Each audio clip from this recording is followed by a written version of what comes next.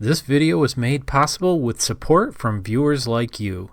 If you find this video useful, consider becoming a patron for as little as $1 a month at patreon.com/FastGadgets.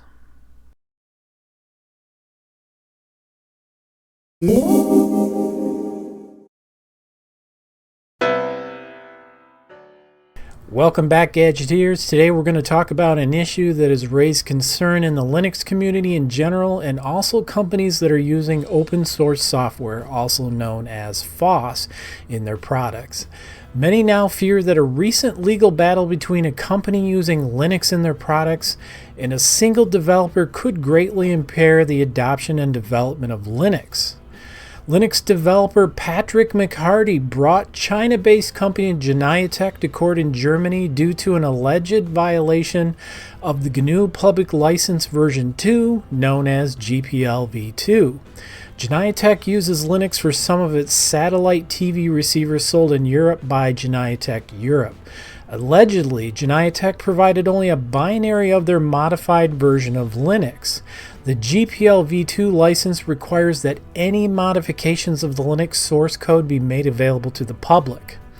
McHardy's suit had some validity because he contributed some of the source code in Genaitek's products. Specifically, he was a part of the NetFilter and IP tables core team, a firewall component built into the version of Linux used by Genaitek 2. The software used by Genaitek 2 was, of course, protected under the GPL2 license.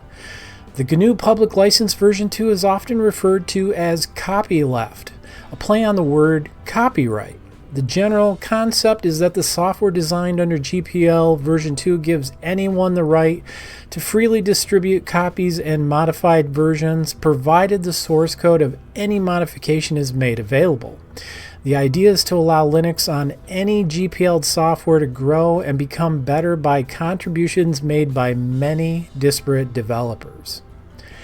As you can imagine, a legal issue arises when a company uses GPL source code, modifies it, but does not offer their modifications and improvements to the greater developer community. Typically, when a company is found to be in violation of the GPL license, these violations are reported to the Free Software Foundation or the Software Freedom Conservancy. The idea here is to use these organizations to gently move a company or individual in violation of the GPL towards a non-litigious resolution. But why would the FSF and SFC not immediately use the courts to address GPL violations? To find the answer, we have to look at the reason Linux and other GPL software is available in the first place. The idea is to provide quality software at a price anyone can afford. It would stand to reason that developers and users of GPL software wish to see it grow and become more useful. In order for GNU software and Linux to continue to expand, more developers and users are a necessity. Much of the time, it is companies that provide further development and innovation for GPL software. The fear is companies will abandon use of GPL licensed software on the ground that any one developer can sue for monetary damages if the GPL license is violated. But that's a good thing, one might think. If a company is fearful of being sued, the GPL license is doing its job. But is it? If companies choose not to use GPL software, who will? Would GNU and Linux be left to enthusiasts and shrink to a tiny user base smaller than it already is? That is why the FSF and SFC were surprised by McHardy's actions. Initially, McHardy was interested in working with the FSF and SFC to address the alleged GPL infringement by Genaitek. Eventually, he stopped answering his phone or responding to emails from either the FSF, SFC, or the NetFilter core team. Eventually, the NetFilter team received credible information that McHardy was using GPL copyright to sue several companies for compensatory damages relating to his source code contributions to NetFilter. As a result, he was suspended from the NetFilter team until he addressed the allegations against him.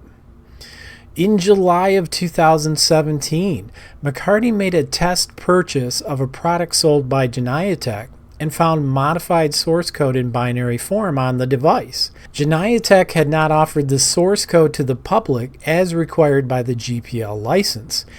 As a result, McHardy filed for an injunction against Genaiatech Europe on the grounds that their use of the software was in violation.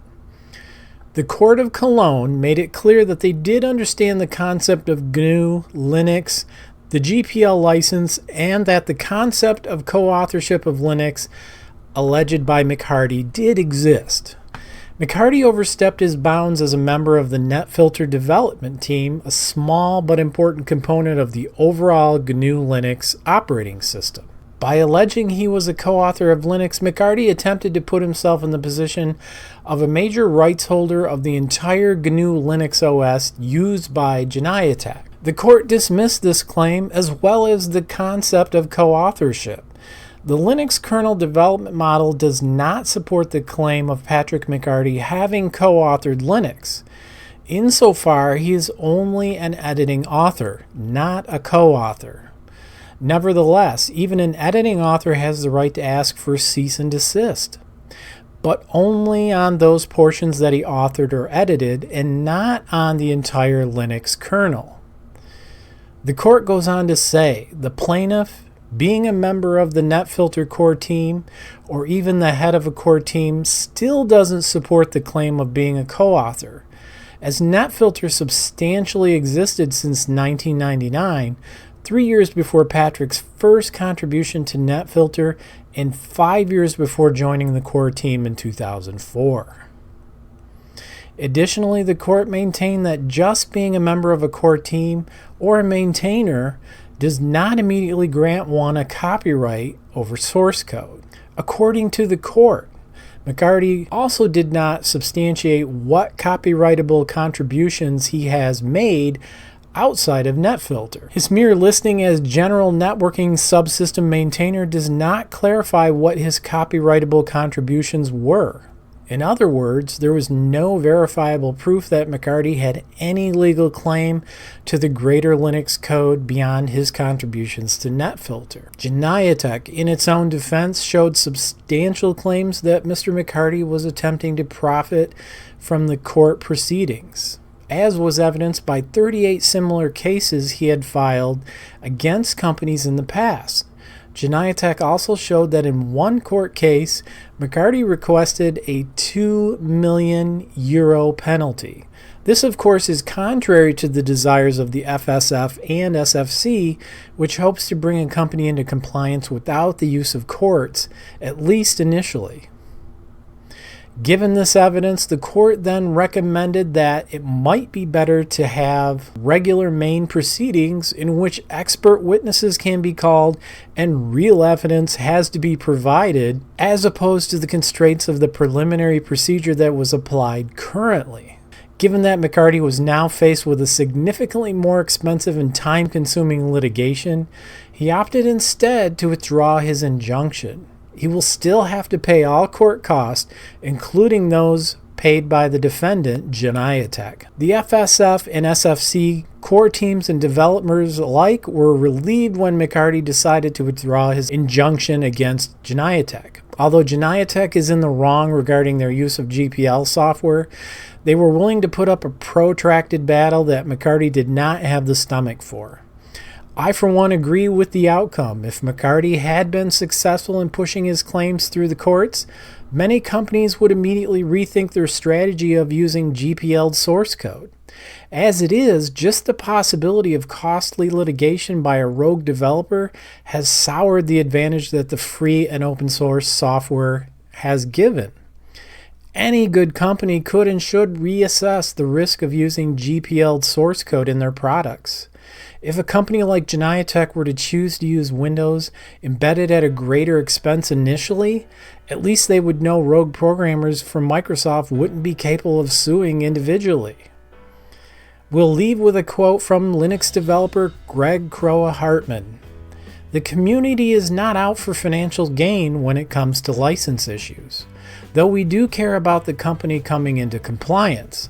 All we want is the modifications to our code to be released back to the public and for the developers who created that code to become part of our community so that we can continue to create the best software that works for everyone.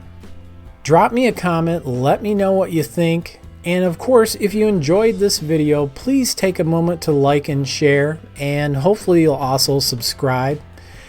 As always, I appreciate your watching the video, and I will see you next time on Fast Gadgets.